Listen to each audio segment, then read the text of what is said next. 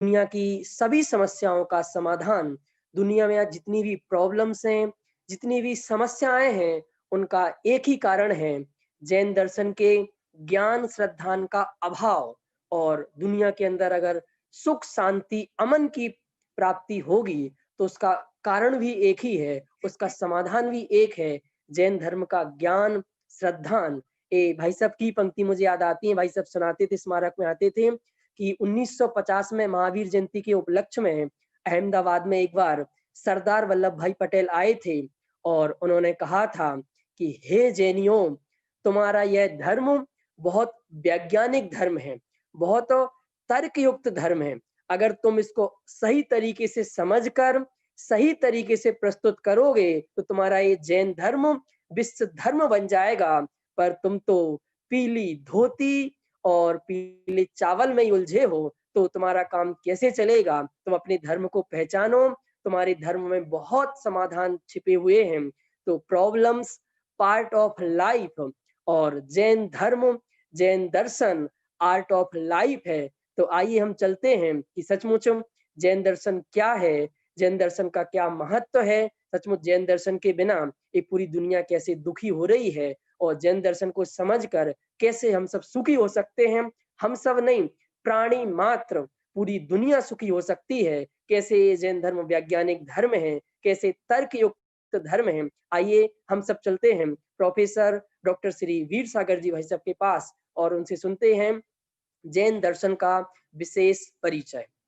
मैं आपसे एक रिक्वेस्ट और कर देना चाहता हूं कि भाई साहब जैन दर्शन के ऊपर बोलने वाले हैं, और जैन धर्म और जैन दर्शन में कुछ थोड़ा सा अंतर है। उस अंतर को समझते हुए आज के इस विषय को समझेंगे तो आपको बारीकी दोनों में समझ में आएगी। मैं आपसे इस विषय पे प्रश्न भी पूछूंगा, इसलिए इस बारीकी से आप जरूर इस विषय को सुने। अब मैं निवेदन करता हूं आदरणीय भाई साहब से।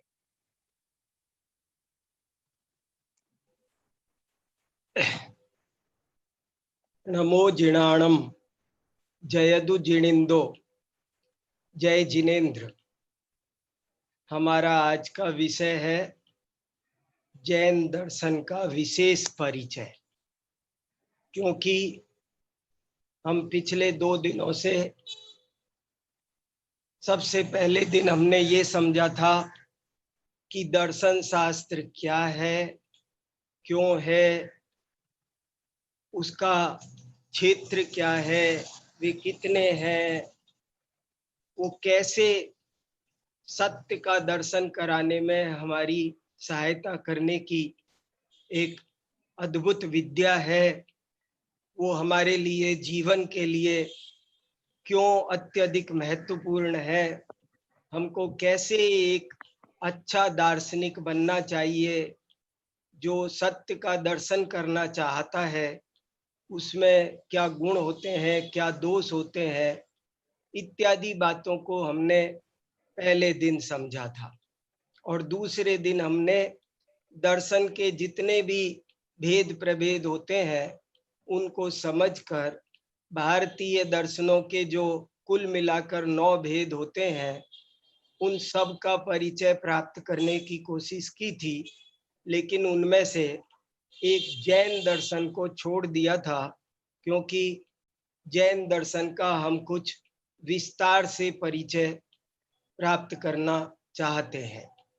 तो इसीलिए हमारा आज का विषय है जैन दर्शन का विशेष परिचय।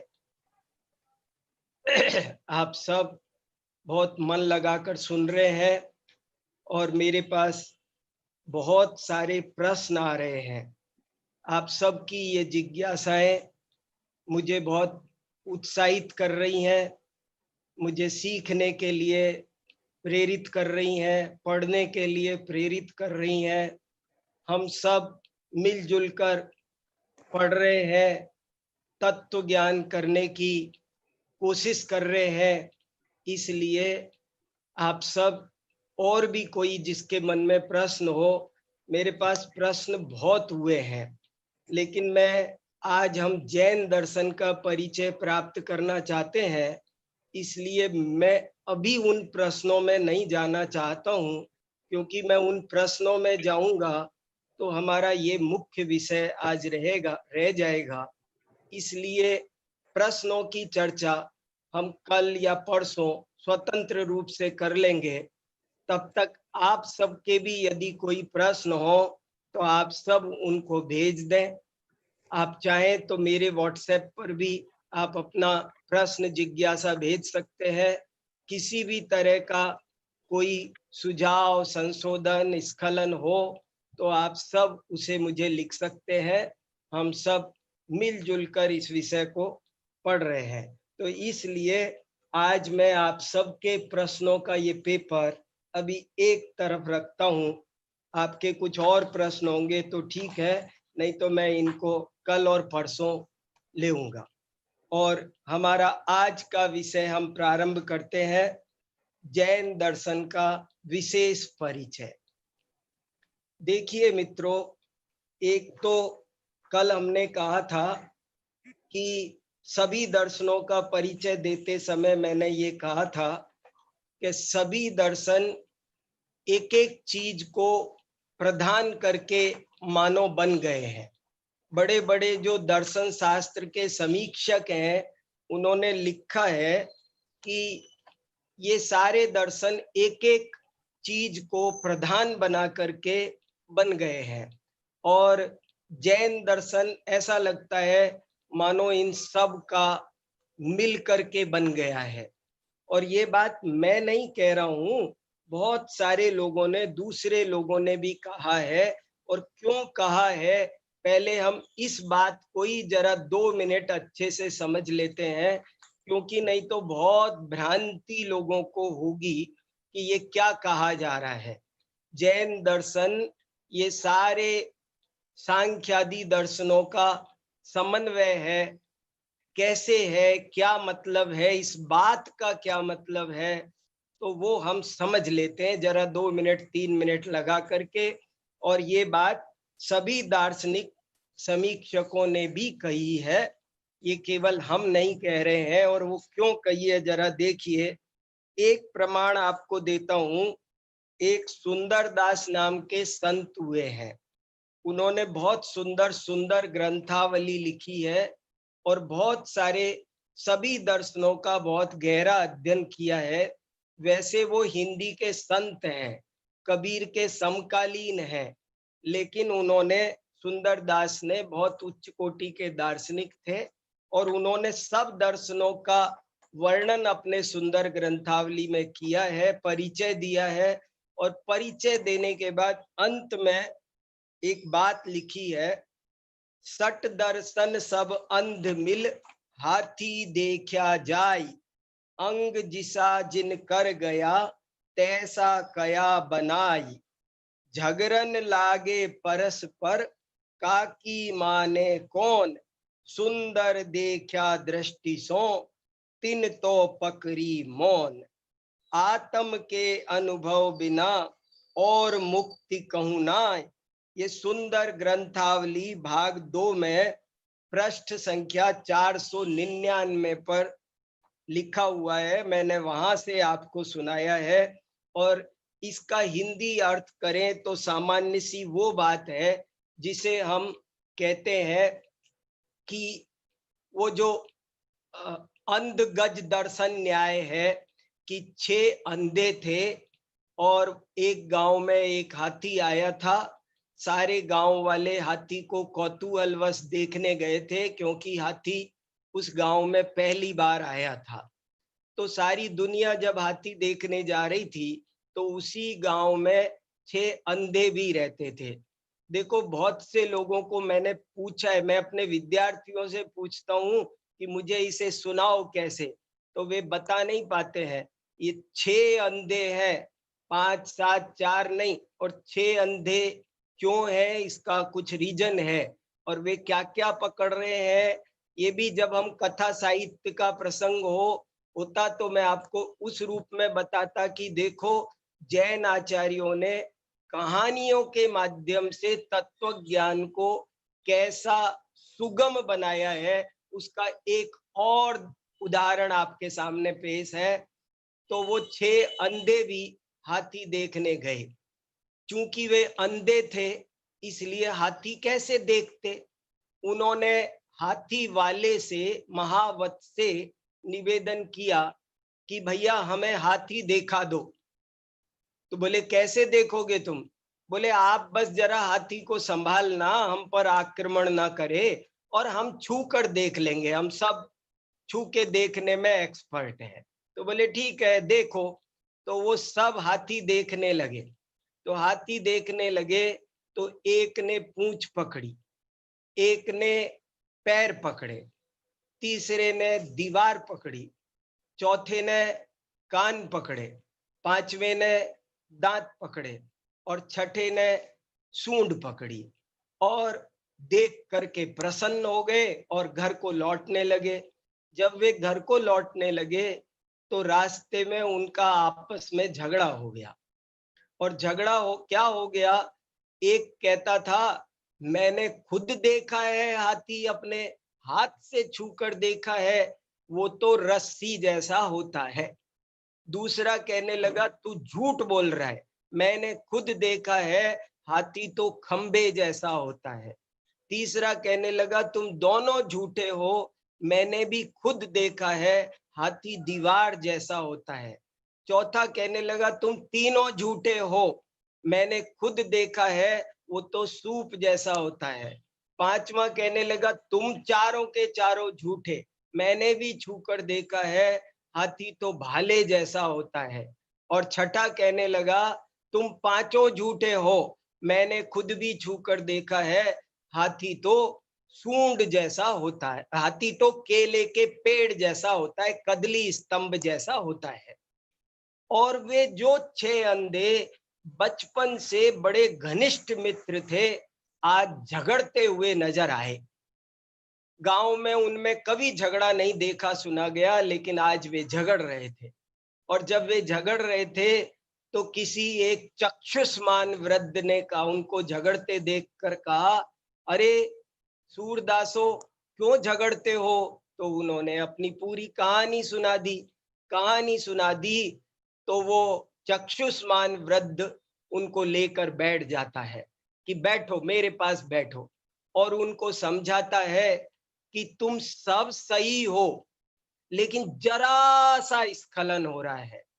तुम इतना बोलो कि हाथी पूंछ की अपेक्षा रस्सी जैसा है, पैर की अपेक्षा पिलर जैसा है, पीठ की अपेक्षा दीवार जैसा है, सूप कान की अपेक्षा सूप जैसा है, दांत की अपेक्षा भाले जैसा है, और सूंड की अपेक्षा कदली स्तंभ के समान है।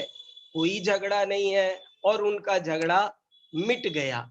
ठीक ऐसे ही ये सुंदर दास ने लिखा है, और भी दार्शनिकों ने लिखा है कि हुआ क्या मित्रों, कि जैसे सांख्य दर्शन ने केवल तत्व मीमांसा को प्रदान किया। हमने कल इन सब चीजों को मैंने बताया था कि सांख्य दर्शन तत्व मीमांसा को प्रदान करता है, योग दर्शन ईश्वर मीमांसा को प्रदान करता है। और प्रदान क्या करता है? प्रदान करने में दोष नहीं था, अन्न को गौण कर देता तो चलता। उसने ऐसा किया कि दूसरे सब का अभाव हो गया, वे गौण हो जाते तो ठीक होता। जैन दर्शन की यही खास बात थी कि जैन दर्शन में ये सब विषय बहुत अच्छी तरह प्रतिपादित हो सके। एक इस तरह से नहीं बना कि दूसरे सबको खा जाए। और वहां ये हुआ कि वो एक को ऐसा प्रतिपादित किया गया कि वो दूसरे का भक्षण ही कर गया, उसका नाश ही कर गया। ये एक दिक्कत आई। जैसे एक है, बताया मैंने आपको कि एक तत्व मीमांसा को प्रदान कर रहा है, एक ईश्वर मीमांसा को प्रदान कर रहा है, एक प्रमाण मीमांसा को प्रदान कर रहा है, एक द्रव्य मीमांसा को प्रदान कर रहा है तो वैशेषिक दर्शन बन रहा है, आचार मीमांसा को प्रदान कर रहा है तो मीमांसा दर्शन बन रहा है। अध्यात्म को प्रदान कर रहा है तो वेदांत दर्शन बन रहा है। लेकिन जैन दर्शन एक ऐसा सुंदर गुलदस्ता है कि जिसमें ईश्वर मीमांसा भी है, तत्व मीमांसा भी है, प्रमाण मीमांसा भी है, आचार मीमांसा भी है, अध्यात्म भी है। वहां पर बौद्धों का क्षणिकवाद भी है, बारे भावनादि अनित्य भावना से प्रारंभ, वो भी बहुत अच्छे से उनका भी परिपाक हुआ है। अप्रयोजन भूत वाला जो अव्याकृतवाद है वो भी वहां पर बहुत अच्छी तरह से प्रतिभा, ये स्यादवाद ने बड़े सुंदर ढंग से सबको संभाला है। संतुलित ढंग, समन्वय शब्द में सम उपसर्ग पर बहुत ध्यान देना चाहिए, अन्यथा बहुत लोगों को भ्रम हो जाएगा। समीचीन मेल होना चाहिए, नहीं तो इस पर भी जैनाचार्यों ने बड़ी चर्चा की है कि मिथ्या समूहो मिथ्या चेत। जब अन्य सभी दर्शन मिथ्या है तो उन मिथ्याओं का समूह भी तो मिथ्या ही बनेगा। लेकिन जैन आचार्यों ने समाधान किया कि इसीलिए तो मिश्रण नहीं कहा है, सबका मिश्रण नहीं कहा है, सबका समन्वय कहा है। स्यात् पद लगा लगा कर मुख्य गौण व्यवस्था के साथ उन्होंने सबको साधा, संभाला। इसलिए ये हमारा अभिप्राय है कि वो सबको मिला करके चलता है। हुआ क्या, और भी देखो आप कई ढंग से, तो जैसे सांख्य दर्शन सिर्फ ये कहता है केवल नित्यवादी है, और बौद्ध दर्शन केवल क्षणिकवादी है। सांख्य दर्शन कहता है कि जो करता है वही भोगता है, और बौद्ध दर्शन एकदम क्षणिकवादी है। वो कहता है कि कर्ता अन्य है, भोक्ता अन्य है। अब देखिए जैन दर्शन का उत्तर। जैन दर्शन से पूछा आपका क्या कहना है? सांख्य बोला कि जो करता है वही भोगता है। बौद्ध बोला कर्ता अन्य होता है, भोक्ता अन्य होता है। जैनों से पूछा आपका क्या उत्तर है? तो जैनों ने कहा द्रव्य अपेक्षा देखो तो जो करता है वही भोगता है, और पर्याय अपेक्षा देखो तो कर्ता अन्य है, भोक्ता अन्य है। मैं करूंगा तो मैं ही भोगूंगा, आप नहीं भोगोगे। यज्ञ दत्त करेगा तो जिन दत्त नहीं भोगेगा, जिन दत्त करेगा तो यज्ञ दत्त नहीं भोगेगा। लेकिन पर्याय अपेक्षा देखो तो मनुष्य कर्म करता है, देव फल भोगता है। वो देवगति में गया तो कर्म किसने किया था? मनुष्य ने। फल कौन भोग रहा है? देव। तो सिद्ध हो गया कर्ता अन्य है, भोक्ता अन्य। कर्ता अन्य है, भोक्ता अन्य है, ये बात भी ठीक है। और जो करता है वही भोगता है, अन्य नहीं है, ये भी बात ठीक बैठ गई। तो जैन दर्शन एक ऐसा समन्वित है, समन्वय, सम शब्द में बहुत ही ज्यादा दम है, और वो सम उपसर्ग निकल गया तो फिर गड़बड़ हो जाएगी मित्रों। इसलिए इस सब चीज को हम ठीक से समझें। और अब हम वो जैन दर्शन कैसा है, उसकी क्या क्या विशेषताएं हैं, जैन दर्शन को हम कैसे ठीक से समझें, ये विश्व का एक अद्भुत और बहुत ही महत्वपूर्ण चिंतन है, बहुत महत्वपूर्ण दर्शन है। इसको हम कैसे समझें? मैंने बहुत पवित्र मन से, बहुत निष्पक्ष मन से इसे समझने का प्रयास किया, और मैंने 25-30 किताबें इकट्ठी करके एक लेख लिखा है, जैन दर्शन की विशेषताएं। इसको पढ़कर आप जैन दर्शन की क्या प्रकृति है, जैन दार्शनिकों की सोच कैसी होती है, वो कैसे सोचते हैं, उनका दृष्टिकोण कैसा होता है, जैन दर्शन कैसा है, कुल मिलाकर के। तो मैंने एक लेख लिखा है और वो लेख मैं आप सबको आज भेज रहा हूं। आप उस लेख को भी पढ़ें, अवश्य पढ़ें। मैं बहुत अच्छे मन से आप सब तक मेरे पास में जो बढ़िया से बढ़िया माल है वो आप सबको परोसने की ईमानदार कोशिश कर रहा हूं मित्रों। इसलिए आप सब भी मन लगाकर इन चीजों को समझते जाइए, पढ़ते जाइए। बहुत जरूरी है पढ़ना, अध्ययन करना, समझना।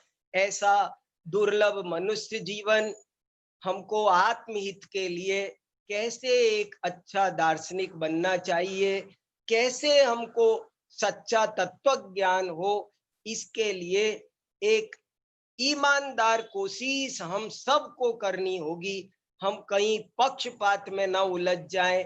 हमें जैन दर्शन मिला हुआ भी ना मिला हुआ ना रह जाए।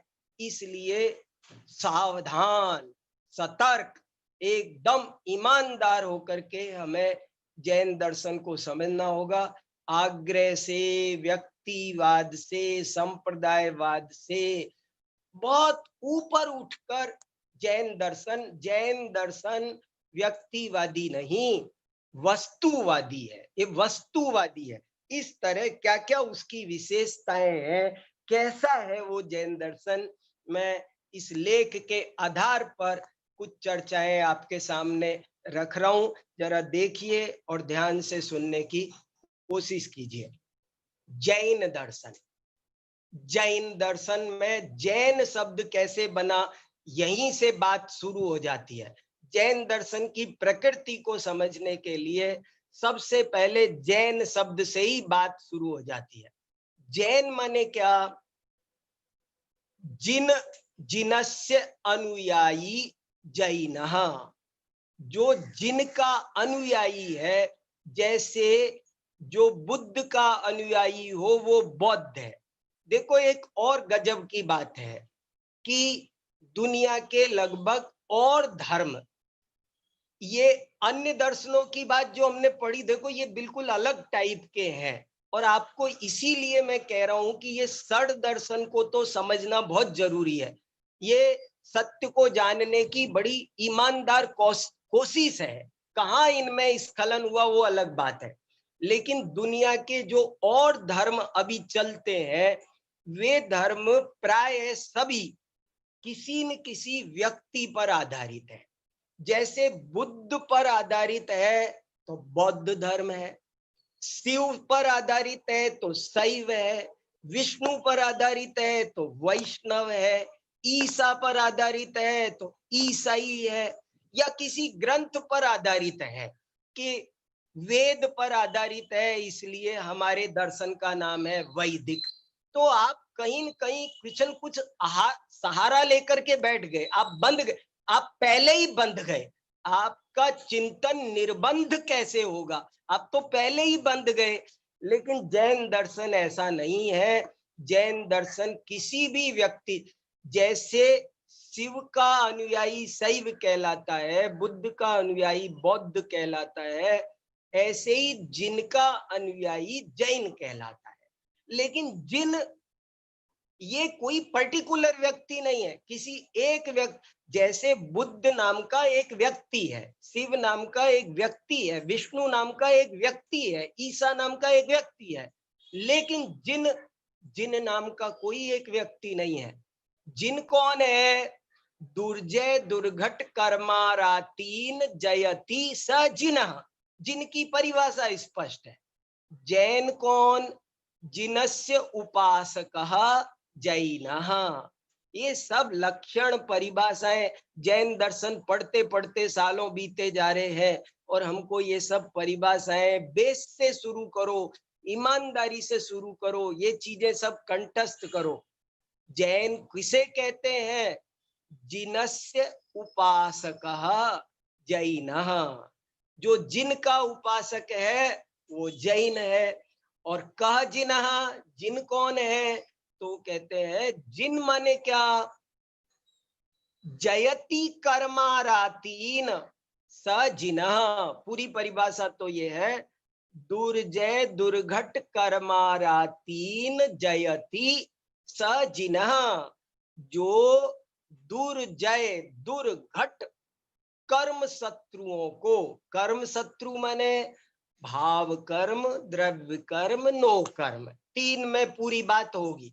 दुर्जय दुर्घट कर्मारातीन जयति सजिनः, जो दुर्जय दुर्घट कर्म शत्रुओं को जीतते हैं। देखो किसको जीतना है, दुनिया नहीं जीतना है, दूसरे राजा नहीं जीतने, दूसरे राष्ट्रों पर हमला नहीं करना है। ऐसे तो दुनिया में बहुत मिलेंगे, लेकिन ऐसा व्यक्ति मिलना दुर्लभ है जो अपने विकारों को जीते, अपने भाव कर्म, द्रव्य कर्म, नो कर्मों पर विजय प्राप्त करे। तो जैन दर्शन की पहली सीढ़ी, पहला सोपान, पहला परिचय उसके नाम से ही होता है। उसकी प्रकृति यहीं से शुरू हो जाती है, वो यहीं से अपना चेहरा दिखाता है। कहते हैं ना, वक्त्रम वक्ति ही मानसम। संस्कृत में एक बहुत अच्छी सूक्ति है, वक्त्रम वक्ति ही मानसम, के आदमी का चेहरा बता देता है उसका सारा हालचाल। तो जैन दर्शन का सारा हालचाल मानो उसका नाम ही बता रहा है। जिन, जिन माने जिसने अपने को जीता, अपने को जीता माने जिसने अपने विकारों को जीता, जिसने अपने मोह राग द्वेष आदि भाव कर्मों को, ज्ञानावरणादि द्रव्य कर्मों को, शरीर आदि नो कर्मों से जो पार हो गया, जिसने इनको जीत लिया, वो जिन है। और जो जिन का उपासक है उसका नाम जैन है। और इन जिन का जो दर्शन है वो जैन दर्शन है। जिन जैन दर्शन, जिनानाम दर्शनम दृष्टिकोणम तत् जैन दर्शनम, जिनों का जो दृष्टिकोण है, ऐसे भाव कर्म, नो कर्म, द्रव्य कर्म के विजेताओं का जो दृष्टिकोण है, किस संबंध में, जीव के संबंध में, जगत के संबंध में, ईश्वर के संबंध में, प्रमाण के उपाय तत्व और उपेय तत्व के संबंध में, जिनानाम यत्किमपि दृष्टिकोणम अस्ति तत् जैन दर्शनम अस्ति। तो जैन दर्शन क्या है, ये हम सबको इसके नाम से ही हम शुरू करते हैं तो हमें परिचय प्राप्त हो जाता है। ऐसे इस जैन दर्शन की और क्या क्या विशेषताएं हैं, मैंने 25-30 किताबें के आधार पर लिखा है। और ये 25-30 किताबें अद्भुत किताबें हैं। ये किताबें अपने आप में पढ़ने लायक है। जैसे एक किताब पंडित कैलाश चंद जी की है, कैलाश चंद जी सिद्धांताचार्य, जैन धर्म। और भी मैंने दूसरे दूसरे, जैसे वाचस्पति गैरोला की किताब है भारतीय दर्शन। मैंने जैन जैनेतर विद्वानों की 25 किताबों का सहारा लेकर ये किताब तैयार, ये लेख तैयार किया है। और इस लेख में जैन दर्शन की प्रकृति को समझने की कोशिश है। आप इसको मन लगाकर पढ़िएगा। चलिए, जैन दर्शन की पहली विशेषता मैंने पाई, वो उसका नाम है प्राचीनता। जैन दर्शन की इन सभी दर्शनों में, विश्व के सभी धर्म दर्शनों में, चाहे हम पुराणों के आधार पर अनुसंधान करें, चाहे हम पुरातत्व के आधार पर करें, चाहे इतिहास पर करें, चाहे शिलालेख, हम कैसे भी कर लें, जो कुछ साक्ष्य उपलब्ध है, उन उपलब्ध साक्ष्यों के आधार पर विश्व के सभी धर्म दर्शनों में से जैन दर्शन अत्यंत प्राचीन सिद्ध होता है। पहली विशेषता इसकी ये है। यद्यपि देखो, प्राचीन हो जाना मात्र कोई महानता का लक्षण नहीं है। वो प्राचीन है, ठीक है, अच्छी बात है, लेकिन प्राचीन हो जाने से कोई बड़ी बात नहीं हो जाती है। लेकिन जब हम उसको समझ नहीं बैठे हैं, जब उस पर रिसर्च कर ही रहे हैं, तो एक विशेषता उसकी ये देखने मिल रही है कि दुनिया भर के धर्म दर्शनों में जैन दर्शन हर दृष्टि से प्राचीन तम दर्शन सिद्ध होता है, प्राचीनतम दर्शन सिद्ध होता है। और कैसे सिद्ध होता है? इसके प्राचीन काल से, जैसे लिखित साहित्य में सबसे प्राचीन साहित्य विश्व का है, विश्व का सबसे प्राचीन ग्रंथ माना जाता है ऋग्वेद। और ऋग्वेद में ऋषभ देव का उल्लेख 144 बार ऋग्वेद का नाम, ऋषभ देव का नाम आता है। इससे सिद्ध होता है कि जब ऋग्वेद लिखा गया था उससे पूर्व ऋषभ देव हो चुके थे। अरे न केवल ऋषभ देव का नाम आता है, उसके अलावा भी कुछ अन्य तीर्थंकरों का नाम भी आता है। अरिष्ट नेमी करके नेमीनाथ का भी नाम आता है। तो इससे पता चलता है, ऐसे ही इतिहास, मेरे पास अभी हम एक एक बिंदु पर एक एक घंटे बात कर सकते हैं। आज हम जैन दर्शन की प्राचीनता पर 1 घंटा बात करें तब ना कुछ बात। मेरे पास बहुत ये देखो आप, एक किताब, इस किताब है जैन धर्म की प्राचीनता। इसमें दुनिया भर के प्रमाण जैन दर्शन की प्राचीनता। एक ये किताब अद्भुत है, प्राग ऐतिहासिक, प्राग वैदिक जैन धर्म और उसके सिद्धांत। अद्भुत किताब है। इतने प्रमाण, इतने उल्लेख इतिहास पुराण के सब ने, बड़े बड़े विद्वानों ने, निष्पक्ष विद्वानों ने, जैनेतर विद्वानों ने दिए हैं। और ये सिद्ध किया है कि जैन दर्शन विश्व का प्राचीनतम दर्शन है।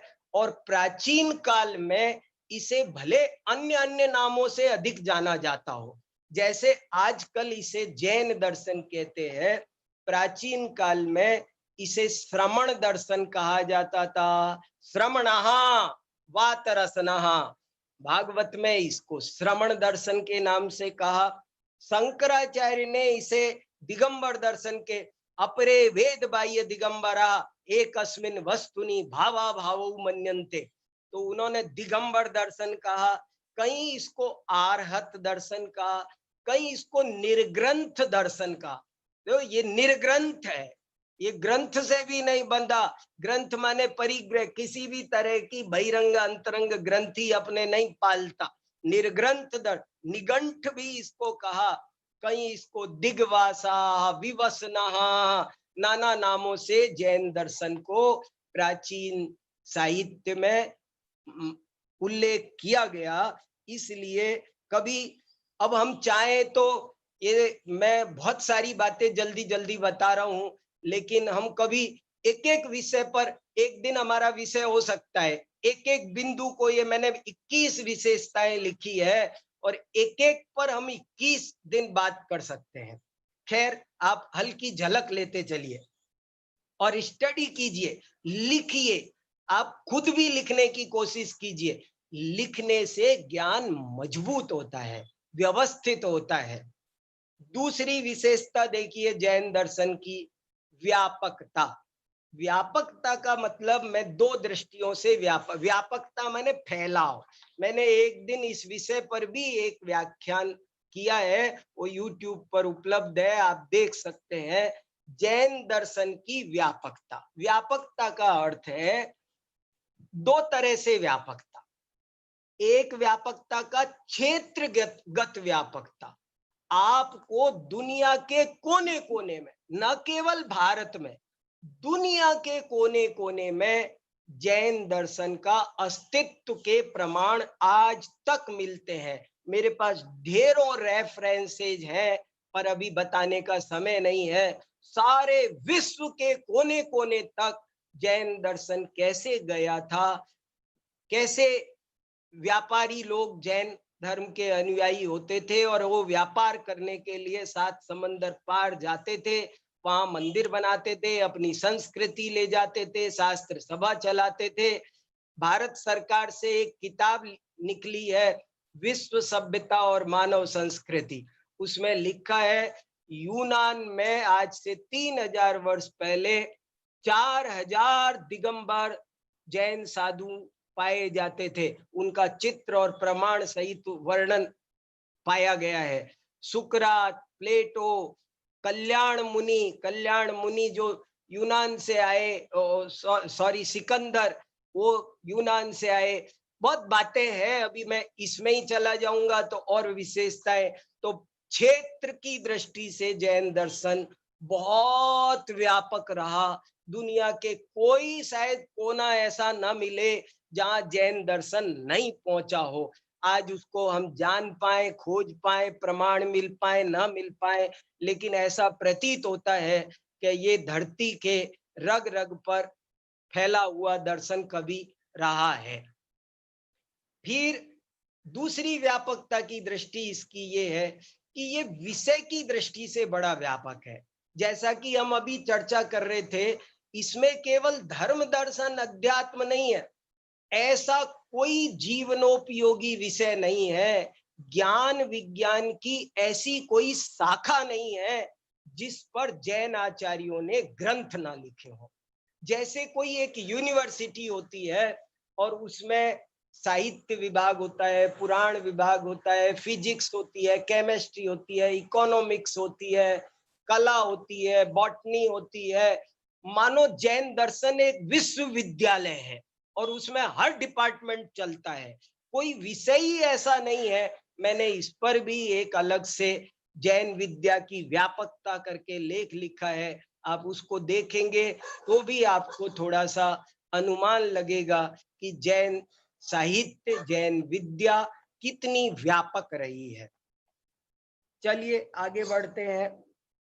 इंडोनेशिया, कंबोडिया, श्रीलंका, तिब्बत, सबके मेरे पास बहुत बहुत अपरंपार प्रमाण है। तीसरी विशेषता है उदारता। जैन दर्शन जैसा उदार दर्शन कोई नहीं मिलता। सब ने कहीं न कहीं किसी न किसी तरह के प्रतिबंध लगाए, किसी न किसी तरह के, लिंग के, जाति के, वर्ण के। न स्त्रीषु स्वातंत्र्यम अर्हति, कोई क्या कहता है, कोई क्या कहता है, कोई बाह्य, कोई वेशभूषा पर। जैन दर्शन की उदारता पर भी मेरा एक व्याख्यान है, आप उसको भी सुन सकते हैं। जैन दर्शन कितना उदार है। मैंने इन सब विशेषताओं पर, मैं बहुत दिन से इस विषय को पढ़ रहा हूँ, पढ़ा रहा हूँ, लिख रहा हूँ, और एक एक विशेषता पर मेरे पास बहुत सारे नोट्स हैं, बहुत सारे लेख भी बन रहे हैं। धीरे धीरे बढ़िया किताब ही बन जाए मानो कोई, ऐसे करके सब काम चल रहा है, कर रहा हूँ तमाशा सा। देखो क्या होता है। आप सब इसको सबको पढ़ने और समझने की कोशिश कीजिए। भाषा दर्शन मैंने आपको सुनाया था। भाषा के जैनाचार्यों की दृष्टि ऐसी रही है, ऐसी रही है जैसे कोई आकाश हो, आकाश जैसी उदार। उन्होंने कहीं कोई दायरा, कोई सीमा किसी तरह की बनाई ही नहीं। ये जब से जैन दर्शन, जैन संप्रदाय बन गया, तब से बड़ी दिक्कत आ गई दोस्तों। ये इसका कोई संप्रदाय से, जाति से कोई लेना देना नहीं है। ये संप्रदाय नहीं है, ये कोई जाति वाला, ये एक बहुत ऊंची चीज है, बहुत ऊंची चीज, जिसे हर कोई पाल सकता है। हर जाति का व्यक्ति, हर लिंग का व्यक्ति, कोई भी। हमारे लोग पता नहीं कैसे संकीर्ण हो रहे हैं। मंदिर में शूद्र नहीं घुस सकते, ये क्या क्या क्या क्या तमाशा बना रखा है। अरे जैन दर्शन का पालन पशु पक्षी भी कर सकते हैं। ये जैन दर्शन जाति तक नहीं रुका हुआ, हर जाति का व्यक्ति जैन दर्शन की उपासना कर सकता है, आराधना कर सकता है, और पशु पक्षी भी जैन दर्शन की आराधना। जैन दर्शन विचारों का नाम है। जैन दर्शन एक उच्च कोटि के चिंतन का, हृदय की निष्पक्ष पवित्रता का नाम है। इसको हमें समझना चाहिए। और देखो, ये दुनिया तो ऐसे ही चलती रहेगी। आप किसी से कसाई मत करो, लड़ो भिड़ो मत, अपने को सुधारो। कुआं नहीं छनेगा, लोटा छन सकता है। तो हमें जैन दर्शन मिला है, तो हम जैन दर्शन को ठीक से समझें और किसी के बंधन में नहीं आए। कोई भी लाट साहब होगा वो अपने घर में, लेकिन आप चिल्ला के कह दो ये मेरी लाइफ है और इसे जीना मेरा काम है। कैसे जीना, क्या सोचना, क्या समझना ये मेरा काम है, आप किसी से मत बंधिए, हमारा भला बुरा हमारे परिणामों से है। तो जैन दर्शन हर दृष्टि से एक बहुत ही उदार दर्शन है। इन सब विषयों पर आपको मेरे लेख भी मिलेंगे, मैं तमाशे से कर रखे हैं सब, टूटे फूटे सब, कैसे कैसे, वो सब आपको देखना है, धीरे धीरे उनको सही भी करना है। चौथी विशेषता है व्यावहारिकता। गजब है, जैन दर्शन कोई हवाई बातें नहीं करता। जैन दर्शन पर ये बड़ा आरोप लगता है, इस पर भी मैंने एक लेख लिखा है, जैन दर्शन, और किसी दिन एक दिन आपके साथ इस विषय पर मुझे विस्तार से चर्चा करनी है कि जैन दर्शन कोरा आदर्श नहीं है। कहते हैं ना आदर्शवादी बात, बहुत से लोग जैन धर्म, आपने देखा होगा, आपको दुनिया में बहुत लोग ऐसे मिलते होंगे जो ऐसे कहते होंगे जैन धर्म है तो बहुत अच्छा, पर इसको है ना जीवन में उतारना बहुत कठिन है। वो पढ़े नहीं, समझे नहीं। जैन दर्शन जितना प्रैक्टिकल फिलॉसफी दूसरी नहीं है। वो आपको एक दृष्टांत जरा सा देता हूं। जयपुर दरबार में एक जैन मंत्री थे और राजा ने एक दफे उन मंत्री जी को सेनापति बना दिया। तो जब सेनापति बना दिया तो किसी ईर्ष्यालु व्यक्ति ने राजा से शिकायत कर दी कि महाराज आपने किसको सेनापति बना दिया, वो तो जैन है, एक चींटी तक मारता नहीं, आप सेनापति बना दिया, वो कैसे युद्ध करेगा, शत्रु से कैसे लड़ेगा। राजा को चिंता हो गई कि ये मैंने क्या कर दिया, गलती तो नहीं हो गई। और उन्होंने उस मंत्री को बुलाया और बुला करके उससे कहा, उसकी परीक्षा लेने के लिए, उसको कुछ नहीं कहा किसने शिकायत की है, क्या बात है, लेकिन उसकी परीक्षा लेने के लिए, इधर आओ जैन साहब। बोले जी हजूर। बोले देखो ये चींटी जा रही है, इसे मारो। तो वो बोले मंत्री, नहीं महाराज, मैं इसे नहीं मार सकता। तो राजा समझ गया, अरे इसका मतलब मैंने तुम्हारे बारे में सही सुना है, तुम एक चींटी तक नहीं मार सकते, मैंने तुमको गलत सेनापति बना दिया। तो वो जैन सेनापति बोला, अरे महाराज अब समझ में आया क्या बात हुई है। महाराज देखो, इस चींटी ने हमारा कुछ नहीं बिगाड़ा, ये निर्दोष है, और इस निर्दोष चींटी को मैं व्यर्थ में मारूं तो संकल्पी हिंसा होती है, मैं संकल्पी हिंसा का त्यागी हूं। आप मुझे सीमा पर भेजना शत्रु के साथ, मैं विरोधी हिंसा का त्यागी नहीं हूं, मैं दुश्मन के छक्के छुड़ा दूंगा। तो जैन दर्शन एक ऐसा बहुत ही व्यावहारिक दर्शन है। जैन दर्शन को अपनाने से एक सुंदर समाज की संरचना होती है। जैन दर्शन को जीवन में अच्छे से उतारा जा सकता है। ऐसी बहुत बातें हैं। एक दफे किसी ने प्रश्न पूछा, जले जंतु थले जंतु आकाशे जंतुरेव च जंतुमाला कुले लोके कथम भिक्षुर अहिंसक। किसी ने जैनों से पूछा कि अरे जैनों, तुम बड़ी अहिंसा अहिंसा की बातें करते हो, हमें ये बताओ, जले जंतु थले जंतु आकाशे जंतुरेव च जंतुमाला कुले लोके कथम भिक्षुर अहिंसक। अरे सारा लोक खचा खच जीवों से भरा हुआ है, हम कैसे अहिंसा का पालन कर सकते। तुम जैसा सूक्ष्म अहिंसा का उपदेश देते हो, ये अहिंसा पालन करना संभव ही नहीं है। प्रश्न पूछा, देखो जैन आचार्य क्या उत्तर देते हैं।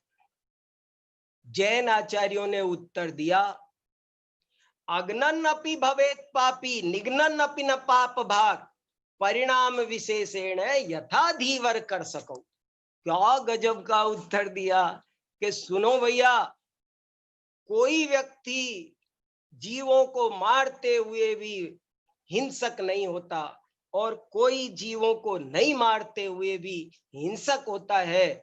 हिंसा और अहिंसा परिणामों में बसती है, यथा धीवर कर सको। क्या उदाहरण दिया कि जैसे कोई धीवर सुबह से शाम तक नदी के किनारे मछली मारने की कोशिश करता है और शाम तक एक भी नहीं मार पाता, लेकिन वो हिंसक है, एक नहीं मारा। और यथा कृषक, जैसे कोई किसान दिन भर खेती में कई जीवों की उसके हाथों हिंसा हो जाती है, उसके हल आदि से हिंसा हो जाती है, लेकिन वो हिंसा के लिए कृषि नहीं करता है, वो जीवों को बचाने के लिए, जीवों को मृत्यु से बचाने के लिए, उनका जीवन चलाने के लिए अन्न का उत्पादन करता है। इसलिए वो कृषक हिंसक नहीं है। ये सब परिणामों पर निर्भर करता है। तो जैन दर्शन पर तरह तरह के आरोप लगे, लेकिन जैन दर्शन इतना वैज्ञानिक है, इतना युक्ति संगत है कि उसने हर चीज पर उत्तेजित हुए बिना शांति से चिंतन किया, समीक्षण किया और उन्हें एक वैज्ञानिक उत्तर भी दिया। हम सबको इन सब बातों को समझना है। जैन दर्शन के सभी विद्यार्थियों का ये कर्तव्य बनता है कि इन चीजों को हम ठीक से समझें। तो जैन दर्शन की एक विशेषता ये है कि ये बहुत ही व्यावहारिक है। जैन दर्शन की एक अद्भुत विशेषता है कि ये बड़ा समृद्ध है। आपको दुनिया का कोई दर्शन साहित्य की दृष्टि से, कला की दृष्टि से इतना समृद्ध नहीं मिलेगा। जैन दर्शन एक ही दृष्टि से समृद्ध नहीं है, वो है जनसंख्या। जनसंख्या की दृष्टि से जैन दर्शन समृद्ध नहीं है। बाकी साहित्य की दृष्टि से देखो, कला की दृष्टि से देखो, इतना साहित्य, अरे कितनी होली जला दी, फिर भी आज कम से कम दसियों लाख ग्रंथ आज मौजूद है, हर विषय पर अद्भुत है। हमने विश्व पुस्तक मेले में किसी दिन, एक दिन मैं आपके साथ जैन साहित्य पर चर्चा करूंगा। क्या क्या कर पाता हूं, कह तो रहा हूं, ये भी करूंगा, वो भी करूंगा। देखो, तो साहित्य की दृष्टि से भी वो बहुत समृद्ध है। कला देखो, किसी दिन एक दिन कला पर बात करेंगे, जैन कला, मंदिरों की कला देखो, चित्र कला देखो, मूर्ति कला देखो, स्तूप कला देखो, स्थापत्य कला देखो, जैनों की कला। ये यूनिवर्सिटी में कला विभाग चलते हैं, वहां पर बनारस में एक मारुति नंदन तिवारी हैं, जैन कला के बहुत बड़े विशेषज्ञ। उन्होंने इतनी किताबें लिखी है और यही सिद्ध किया है कि जैन कला लाजवाब है, लाजवाब है। तो वो जैन कला ऐसे, ये भी एक इसकी बहुत बड़ी विशेषता है। एक जैन दर्शन की विशेषता है वैज्ञानिक।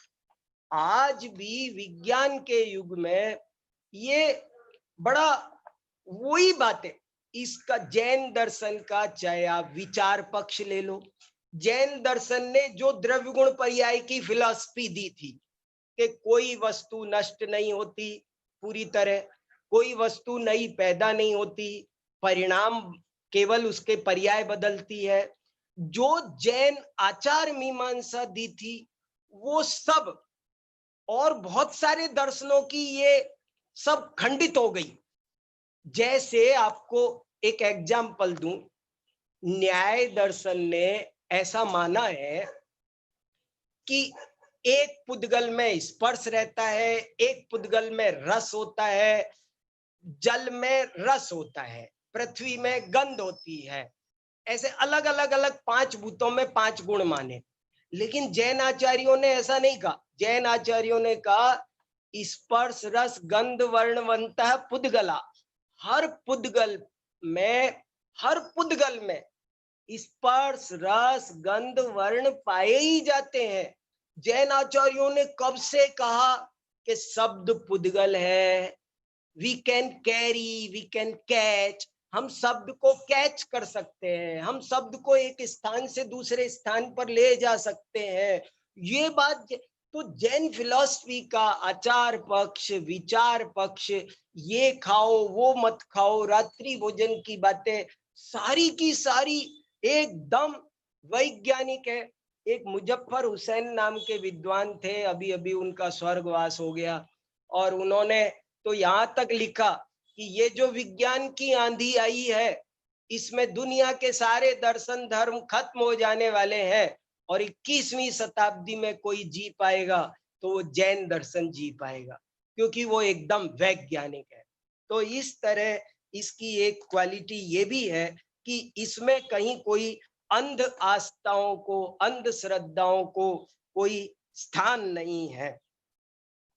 परीक्षा प्रधानी है, वस्तुवादी है, अकर्तावादी है। अकर्तावादी वैसे अन्य दर्शन भी है, और एक सांख्य दर्शन भी, मैंने बताया ना, एक योग दर्शन में ईश्वर की परिकल्पना आई, न्याय दर्शन वालों ने उसमें और रंग रोगन करके उसे ईश्वर का, इस को सृष्टि का कर्ता धर्ता रागी द्वेषी ही बना डाला। और जैन दर्शन का एक स्वतंत्रतावाद भी ऐसा अजब गजब का है कि लोग जनतंत्र पर भी नहीं टिके हुए। दुनिया के धर्म मानवाधिकारवादी भी नहीं है, जनवादी भी नहीं है, जनतंत्रवादी भी नहीं है, तब जैन दर्शन जनतंत्र और गणतंत्र से ऊपर उठकर गणतंत्र की बात है, करता है। जिसने बताया जगत को प्रत्येक कण स्वाधीन है, तो कण कण की स्वतंत्रता का उद्घोष करने वाला ये जैन दर्शन है। जैन दर्शन की अगली विशेषता है वीतरागतावादी। ये इसकी मौलिक विशेषता है। दूसरे दर्शनों में, दूसरे धर्म दर्शनों में सब में द्वेष के अभाव करने की बात तो कही गई, लेकिन राग के अभाव की बात को हाईलाइट नहीं कर सके वे अच्छे से। कभी कभी दबी जबान में कहीं कुछ बात आ गई, बात अलग है, लेकिन राग बुरा है यही नहीं स्वीकार कर सके, और कर भी सके तो उसे पूरी तरह छोड़ा जा सकता है, वो आत्मा का विकार है, ये नहीं स्वीकार कर सके। समझ में आया? दो बात बोली। पहली बात, कोई यही नहीं मान सका कि राग भी दुख का कारण है, और मान पाया तो उसे छोड़ा जा सकता है पूरी तरह, ये नहीं मान सका, ये नहीं जान सका। लेकिन जैन आचार्यों ने ये अनुसंधान किया कि राग भी विकार है, और बल्कि उन्होंने ये गहरी रिसर्च की कि ईमानदारी से देखा जाए तो जो द्वेष होता है उसका भी मूल कारण तो राग है। यदि राग नहीं गया तो आप द्वेष भी छोड़ नहीं सकते। राग छोड़े बिना द्वेष को छोड़ना भी असंभव है, और राग पूरी तरह छोड़ा जा सकता है। ये इसकी खास बात है। अहिंसा, अनेकांत, ये इसके अद्भुत अद्भुत सिद्धांत है। ऐसे ही अपरिग्रहवाद की जो पराकाष्ठा जैन दर्शन में देखी जाती है वो अद्भुत है।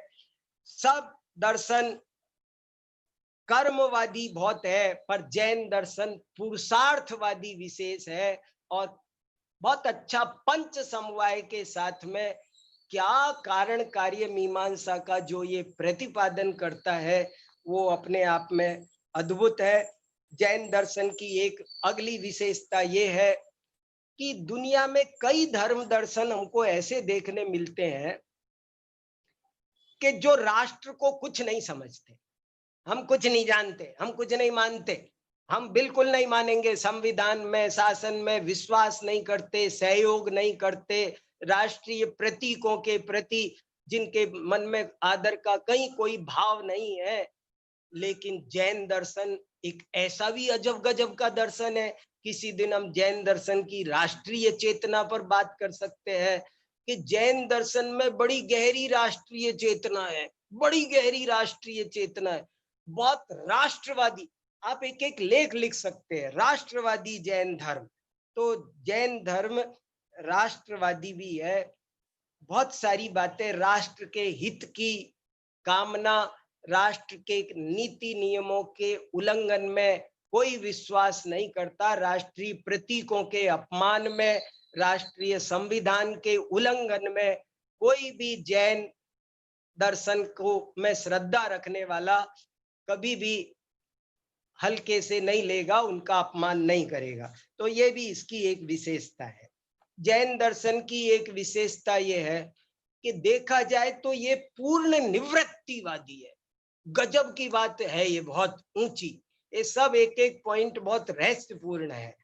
निवृत्ति प्रधान है ये, प्रवृत्ति को महत्व नहीं देता। प्रवृत्ति भी निवृत्ति के लिए, प्रवृत्ति निवृत्ति को एक उदाहरण से समझाता हूं।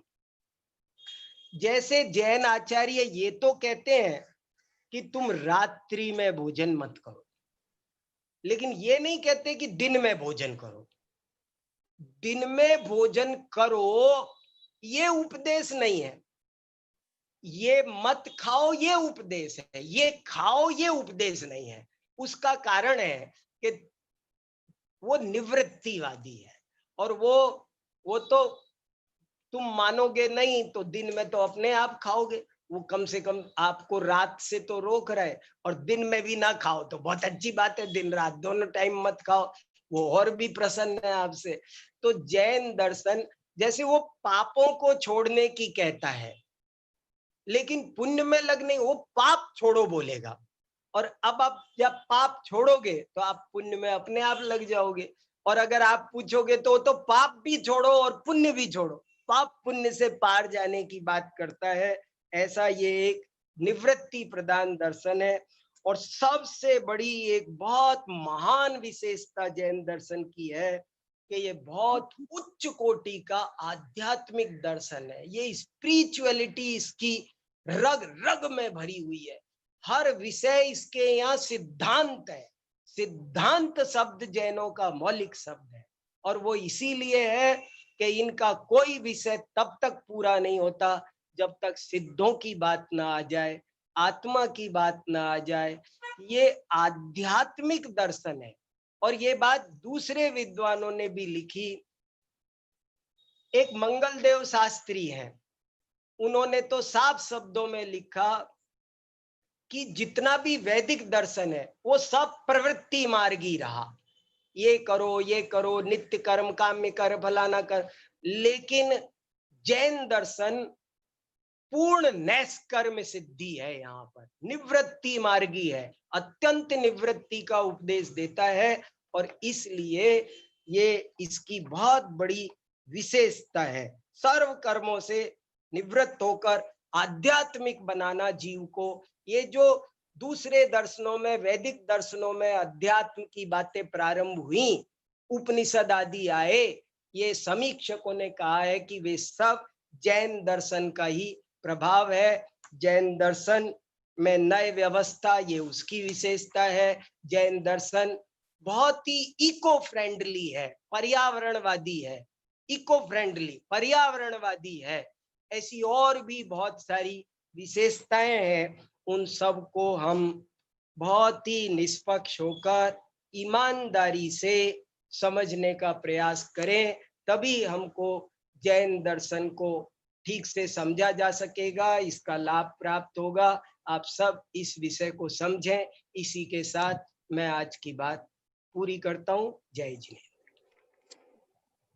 जैन दर्शन की क्या क्या विशेषताएं हो सकती हैं? सचमुच जो कुछ इस पूरी दुनिया के लिए चाहिए, हमको चाहिए, तुमको चाहिए, हिंदू को चाहिए, मुसलमान को चाहिए, एक ही चीज चाहिए, सुख, शांति, समृद्धि। वो अगर कहीं से मिलती है तो वो जैन दर्शन से मिलती है। ऐसी अनेकों अनेक विशेषताएं, सचमुच इतनी विशेषताएं हैं कि कोई गिना नहीं सकता है। फिर भी भाई साहब ने संक्षिप्त में हमारे सामने बहुत सारी विशेषताएं गिनाई हैं। तो मेरा सीधा प्रश्न है, सबसे पहला प्रश्न है, जैन किसे कहते हैं? आप संस्कृत से बोलेंगे तो बहुत अच्छा लगेगा, और अगर हिंदी में भी परिभाषा बोलेंगे तो बहुत अच्छा लगेगा। जल्दी से आप रेज हैंड करें और अनम्यूट करके अपने आप को बोलें। हाँ जी, रेज हैंड किए हैं, जल्दी से अनम्यूट करें और अपने आप बोलें। हाँ, गरिमा जी ने अनम्यूट किया है। गरिमा जी अपने आप को अनम्यूट करें। हाँ जी, बोलिए गरिमा जी, जैन किसे कहते हैं?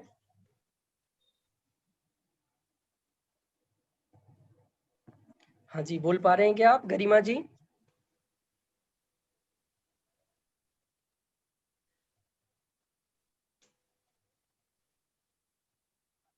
जी, आपकी आवाज नहीं आ रही है। अनम्यूट नहीं किया होगा। नहीं, हाँ, अनम्यूट करने के बाद भी, हाँ, आप अनम्यूट, आप ही गरिमा जी, आवाज नहीं आ रही। जेनः हाँ जी, बोलिए, अब आवाज आई आपकी, बोलिए फिर से, स्टार्टिंग से फिर से बोलिए। जो जिनस्य अनुयायी जेनः। हाँ, जिनस्य उपासकः जैनः, कि जो जिनका उपासक है, जिनका मतलब किनका, ऐसा जिनेंद्र मतलब भगवान।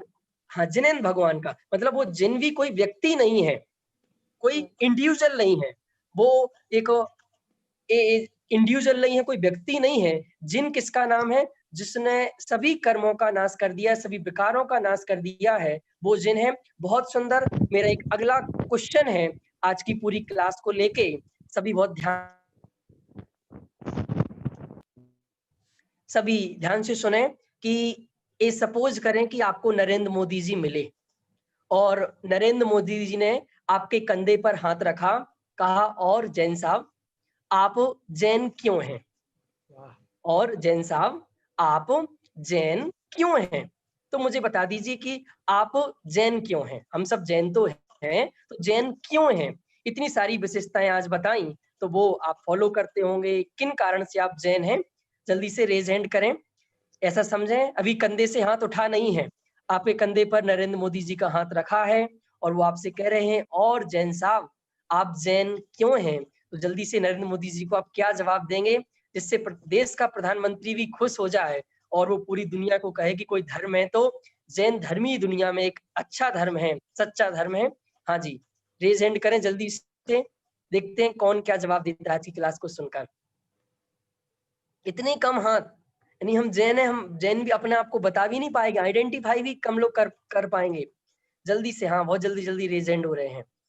हाँ, अब मैं ये पूछता हूँ, हिमांशु जैन शास्त्री, हिमांशु जैन शास्त्री हमारे साथ जुड़े हैं। आप अनम्यूट करें हिमांशु जी अपने आप को। हाँ जी, आपके कंधे पर प्रधानमंत्री जी हाथ रखे हैं, बगल में खड़े हैं और उन्हें पूछा है, हाँ। और जैन साहब आप जैन क्यों हैं। हाँ जी, बताइए।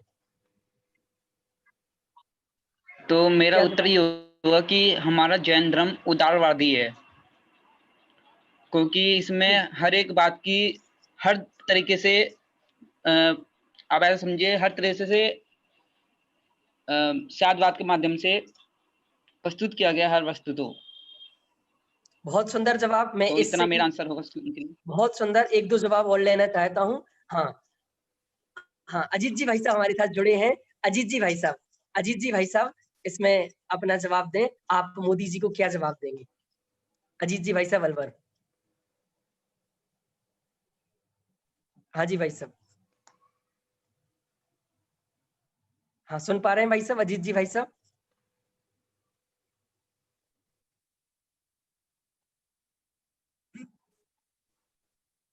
शायद आवाज नहीं आ पा रही है। हाँ, ममता जैन, अपने आप को अनम्यूट करें और बोले। ममता जी, आप क्या जवाब देंगे, आप जैन क्यों हैं।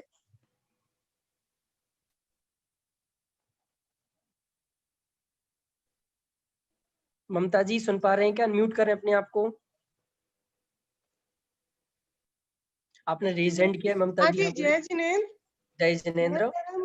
क्यों हम जैन साहब क्यों हैं, उसका मैं ये जवाब देना चाहूंगी कि हम आकर्तावादी धर्म को मानते हैं, अनेकांतवाद को मानते हैं, व्यापकता है हमारे धर्म में, हाँ, और उदारता है, और लिंग का भेद नहीं है हमारे यहाँ पे, और क्या बोलते हैं उसको, स्त्री पुरुष का भेद भी नहीं माना गया है, इसीलिए हम जैन साहब हैं। बहुत सुंदर कि हमारे यहाँ पर किसी तरह का कोई भेदभाव नहीं है, और मुझे दुखी रहना अच्छा नहीं लगता है, मुझे सुखी रहना, शांत रहना, वीतरागता का पोषण करना, ये सब चीजें अच्छी लगती हैं, और वो इस जैन धर्म में है, इसलिए मैं जैनी हूँ। बहुत सुंदर। और आज की क्लास का एक अंतिम प्रश्न कि जैन धर्म की कोई यूनिक 5 विशेषताएं बताइए, कोई ऐसी 5 विशेषताएं जो सभी धर्मों पर, मतलब किसी भी इंडिविजुअल नहीं है कि आप फॉलो नहीं कर सकते, वो व्यक्ति फॉलो नहीं कर सकता है, उन 5 बातों को सभी मान सकें। ऐसी 5 विशेषताएं, जितनी भाई साहब ने विशेषताएं बताई थी, वो सारी विशेषताएं ऐसी हैं जिन्हें कोई मना नहीं कर सकता कि मैं इनको स्वीकार नहीं करूंगा। तो ऐसी कॉमन कोई भी 5 विशेषताएं बताइए जिन्हें जो जैन धर्म की हैं और पूरी दुनिया उन्हें एक्सेप्ट कर सके, और करती है किसी ना किसी रूप में, वो मानती है। हाँ जी, विशाल जी रेज हैंड कर रहे हैं। विशाल जी बताइए, अनम्यूट करें अपने आप को। हाँ जी विशाल जी, पहली वीडियो ऑन कर सकते हैं क्या अपना? पहली है हाँ जी, हाँ जी विशाल जी बोलिए। हाँ पहली है हाँ, पहली है व्यवहारिकतावादी। क्या? दूसरी व्यवहारिकतावादी। दूसरी हाँ, है उदारतावादी। ठीक है। तीसरी पर्यावरणवादी। हाँ, और चौथी है हाँ, व्यापकतावादी है। और पांचवी है वैज्ञानिकतावादी। बहुत सुंदर जवाब दिया आपने कि और सारी एक कणवादी भी है। क्या बोला लास्ट में? कणवादी कण स्वतंत्रवादी। कण कण कण की स्वतंत्रता की उद्घोषक है। बहुत सुंदर जवाब दिया आपने कि ये सारी विशेषताएं जैन धर्म की कॉमन विशेषताएं हैं जिन्हें पूरी दुनिया जानना समझना चाहती है। मैं कुछ आपको जल्दी से गिना देता हूँ, जल्दी से, इसलिए आप सुने। मैं आज की क्लास पूरी समराइज कर रहा हूँ, क्वेश्चन आंसर पूरे हो चुके हैं। सबसे पहला, जैन धर्म प्राचीनतम धर्म है। प्राचीन नहीं, प्राचीनतम धर्म है। क्यों? क्योंकि दुनिया का सबसे पहला ग्रंथ जिसे माना जाता है वो ऋग्वेद है। उसमें 144 बार हमारे ऋषभदेव भगवान का उल्लेख किया है। इससे सिद्ध होता है कि ऋग्वेद से पहले भी कोई धर्म है और उसका नाम है जैन धर्म। इसके बाद जैन धर्म निर्ग्रंथवादी धर्म है। इसके बाद जैन धर्म प्रैक्टिकली है। जैन धर्म सबका है। जैन धर्म उदारवादी है, अहिंसक है, वैज्ञानिक है, तर्कयुक्त है, समृद्ध है, द्रव्य गुण पर्याय की फिलॉसफी से बात करता है, अपनी मनमर्जी से बात नहीं करता है, वस्तु से ही वस्तु की बात करता है। मतलब जो द्रव्य है उससे ही बात करता है, गुण से बात करता है, पर्याय से ही बात करता है। और हमारा जो आचार पक्ष है ये हठाग्रह वाला आचार पक्ष नहीं है कि आप ए हैं तो आपको ये खाना पड़ेगा, ये नहीं खाना पड़ेगा, ऐसा कुछ नहीं है।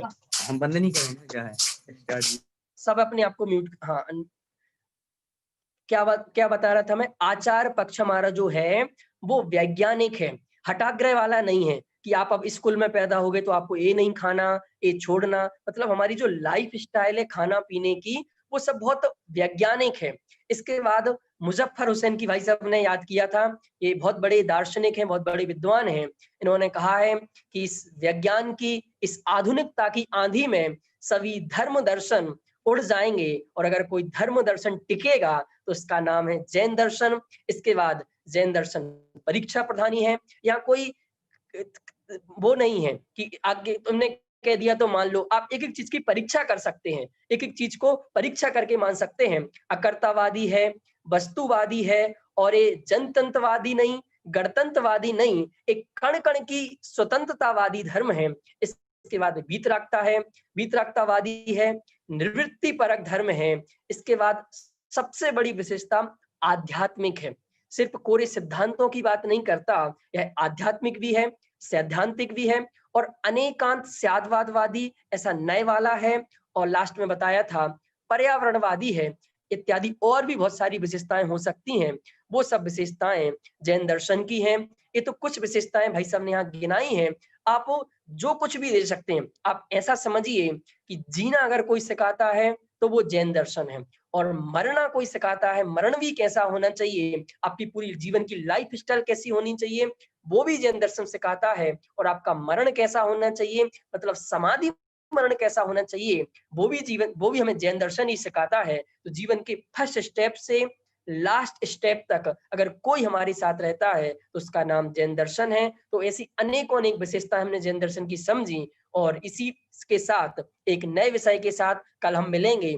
तब तक के लिए सभी को सादर जय जिनेंद्र। और ये लेख हमारा जो सर्वोदय अहिंसा का टेलीग्राम ग्रुप है उस पर हम भेजेंगे, तो वहां आप हमारे ग्रुप से जुड़ें। टेलीग्राम की मैं लिंक अभी आपको यहीं, इसी भाई साहब संजय जी, लिंक हो तो एक टेलीग्राम की सबको अब यहीं दे दें जूम ऐप पर, जिससे उस पर क्लिक करें।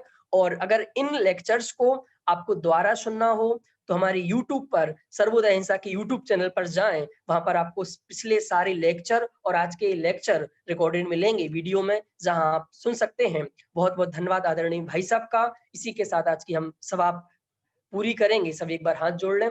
निज निधि निज में बताई, यह अनंत उपकार है, उसके लिए जिन वाणी माँ को वंदना सतबार है, वंदना सतबार है। सभी को सादर जय जिनेंद्र। कल ठीक 4 बजे हम एक नए विषय के साथ मिलेंगे। तब तक के लिए सभी को सादर जय जिनेंद्र।